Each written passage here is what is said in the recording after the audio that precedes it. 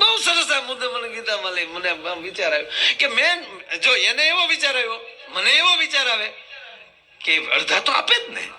હવે સતાય એને ઈચ્છું કે હાલો થોડું ઘણું તો આપણે દેવું છે, એટલે મને કવર આપે. અને હું ફળને આધીન વ્યક્તિ હોઉં, કર્મને આધીન વ્યક્તિ ન હોઉં, તો ફળ આધીન વ્યક્તિ હોઉં એટલે હું ગાડીમાં બેસીને તરત પેલા કવર જોઈશ. એટલે એમાં લાખ નીકળે. હાલો લાખ મારા કવરમાં આવી ગયા, પણ છતાં હું દુખી થઈશ. લાખ આવ્યા એનો આનંદ નહીં હોય. શું કામ? મેં કર્મ 2 લાખે બાંધી લીધું હતું. કરે લાખ ઓછા આપ્યા, એ મને લાખનો આનંદ નહીં લેવા દે. પણ હું એવું નક્કી કરીને આવ્યો, કૌશિકભાઈ ને ત્યાં કાર્યક્રમ હોય તો મારે વગાડવાના, મારે દેવાના હોય, ત્યાંથી થોડો 1 રૂપિયો મારે લેવાનો હોય.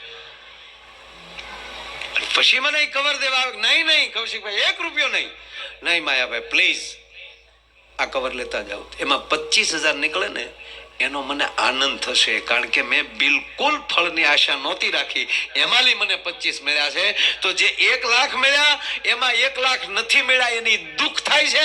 અને જ્યાં 1 રૂપિયાની આશા, બિલકુલ ફળની આશા નહોતી રાખીને મેં મારું કર્મ કરી નાખ્યું, પ્રોગ્રામ કરી નાખ્યો, એમાં મને 25 મળ્યા, એ મને આનંદ છે. એટલે કૃષ્ણ કહે છે કે તું કર્મ કર, ફળની આશા ન રાખ, ફળમાં હલવાઈ જાય. આ લગ્ન તો ફળ હાટું જ બધા કર્યા છે ને, ખારા છોકરા થાય એ પછી 4 વ્હીલર. એને ખબર હતી કે આ વૃદ્ધાશ્રમ આપણે હાટું જ બનાવ્યા એમ.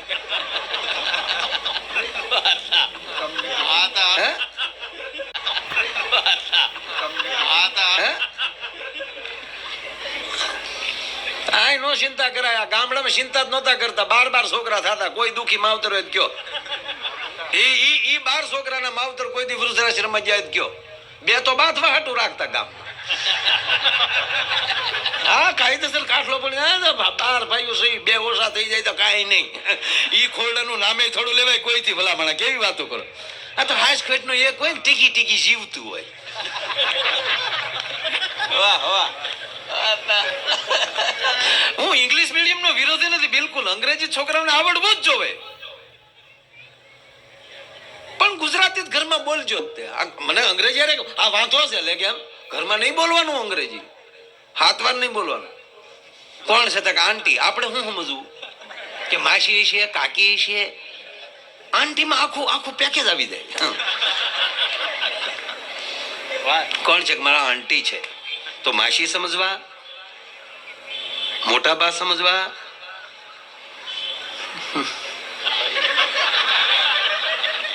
ફઈ સમજવા, કાકી સમજવા, મામી સમજવા. હું સમજવું માય અંકલ. હું સમજવું લાઈટ નો આકડીઓ સમજવો, કારણ ગમે એ શેડમ નાખીએ કઈ. ખાલી કયો કોણ છે તક મારા માસી છે સાહેબ, ખબર પડી જાય કે એના બાના બેન છે, અણહાર આવે છે એના જેવી. એટલે આખું એમ કહેવાય કે એનું દીકરાનું મોહાળ ની ખબર પડી જાય. કોણ છે મારા કાકી સાહેબ, આખા કુટુંબ ની ખબર પડી જાય કે એના કાકાના ઘરેથી છે. આ ગુજરાતી ભાષાની આનંદ આ છે. આંટુન ફાંટુન નહીં, ઘરે ગુજરાત, આપણા પરિવારમાં ગુજરાતી શબ્દનો ઉપયોગ કરો સાહેબ. મને ધન્યવાદ દઉં કચ્છી ભાઈઓ. કચ્છી ભેગા થાય તરત કચ્છી ભાષામાં ચાલુ કરી દેશે વાત. પછી અમેરિકા હોય તો ભલે, મુંબઈ હોય તો ભલે, રાજકોટ હોય તો ભલે, પાછો કચ્છી કા તરત કચ્છી ભાષામાં ચાલુ કરી દે. સિંધી ભાઈઓને ધન્યવાદ આપો. સિંધી ભાઈઓ ગમે અહીંયા માર્કેટમાં મળશે તો હમ એની સિંધની જ ભાષા જે હારે લઈને આવે એ જ ભાષાથી ચાલુ કરશો. અને ન આવડતું હોય તોય અંગ્રેજી શીખતો હોય એ આપણો ગુજરાતી હોય. વાતમાં ઓકે. અરે પીપાવાવ મને એક બહુ સારી સીપ આવી બોટ, તો એનો મને જોવા લઈ ગયા. બીજાથી તો અવાય નહીં. એના કપ્તાન જ 2 મારે હારે મૂંઝાણો. એ મને બધી એની સિસ્ટમ સમજાવતા જાય. હું વચ્ચે એટલો જ ગેપ મળે ને યા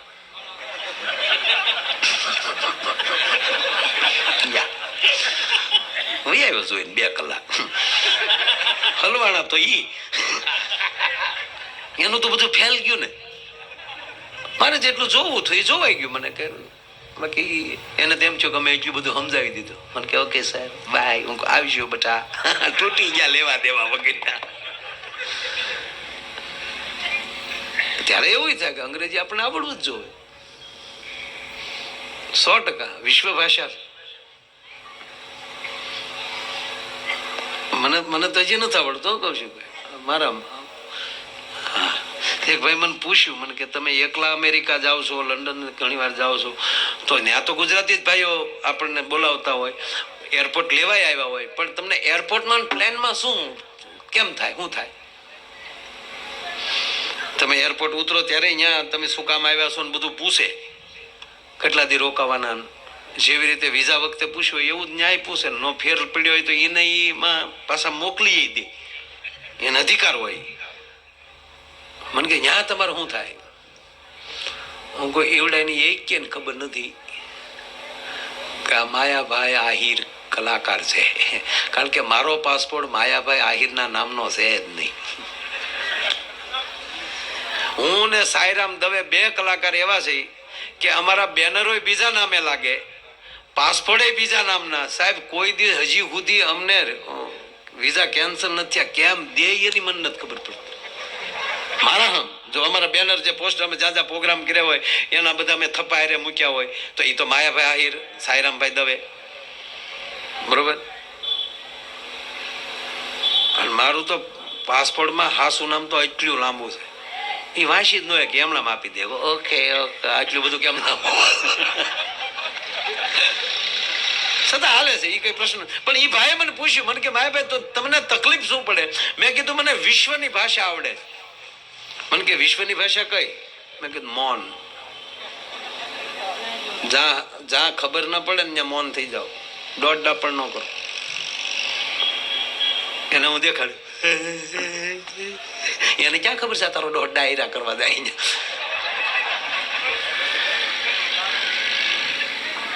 એમાં લખ્યું હોય ડાયરા, એને એમ કે આમાં આવા આવતા જાય, એ ડાયરા કેવા થાય છે? એને ક્યાં હાંભળો કરે, ક્યાં રોકાવાના હોવ તો ઓલામાં લખેલું જ હોય લેટરમાં, એ કહી દો કે આ. અને પછી પાછો જયારે પાસપોર્ટ ને આમ કરીને આમ નાખે, અને પછી એમાં ક્યાં ક્યાં જે આખી લાઈન હોય એમાં આવી જાય ઓટોમેટિક. આમ કરે ઓકે સર સોરી. આ છે તો આપણે હામાં બોલો.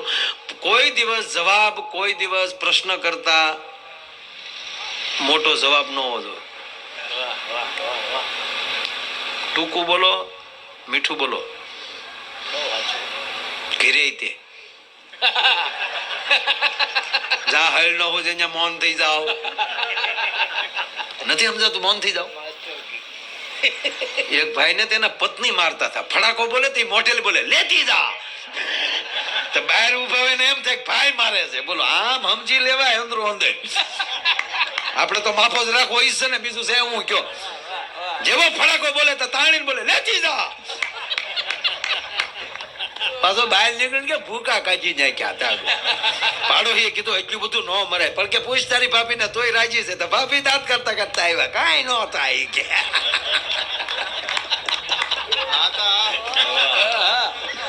બસ આમાં રાજી રહ્યો ગમે એમ કરીને. અને બેયને ભરોસો હોવો જોઈએ. ભરોસાની વાત હાલે. કોનો ફોન હતો ને ક્યાં વાત કરતા હતા, લીધો જ હું કામ મોબાઈલ? વ્યવસ્થા કરો છો ને વેમમાં પડો છો નહીં. વેમ છે એ જીવનને ખતમ કરવાનો પાયો છે. ભાઈબંધ છે, ભરોસો લાગે તો જ ભાઈબંધ રાખો. લગ્ન કરવા છે, ભરોસો છે તો જ લગ્ન કરો, નકર જુનાગઢમાં હાલો.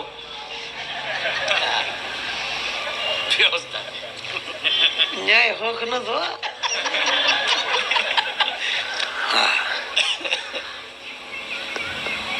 સંતોની પંગત જમતી હતી તો એક જણો ભગવું લુગડું ઓઢીને એ બેસી ગયો.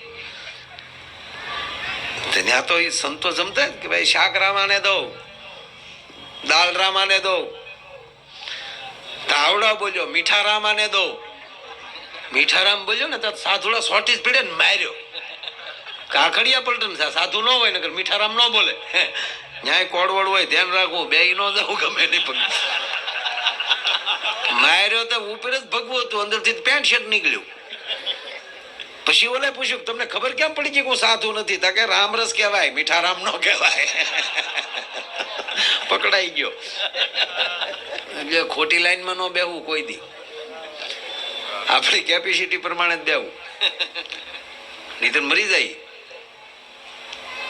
એક જણો જુનાગઢ ગયો ને તે કોકે પૂછ્યું ક્યાં જાવ તક શિવરાત્રીના મેળામાં અને આ વખતે તો સરકારે કુંભ જાહેર કર્યો શિવરાત્રી મહાકુંભ.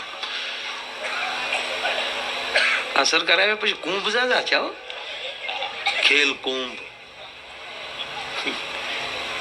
4 જણા સુગાર રમતા હતા પોલીસ આવી ગઈ. છોકરો ઉપર જો અહીંયા બોર્ડ માર્યું હતું ખેલે ગુજરાત.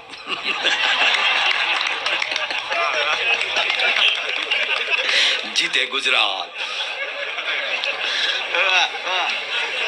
પોલીસ વાળા તોડી નાખ્યું કે તમારો બાપ રમવા વાળા એટલે આ રમવાનું નહીં થાય કે ખેલ જગતમાં બધું આવે આમાં.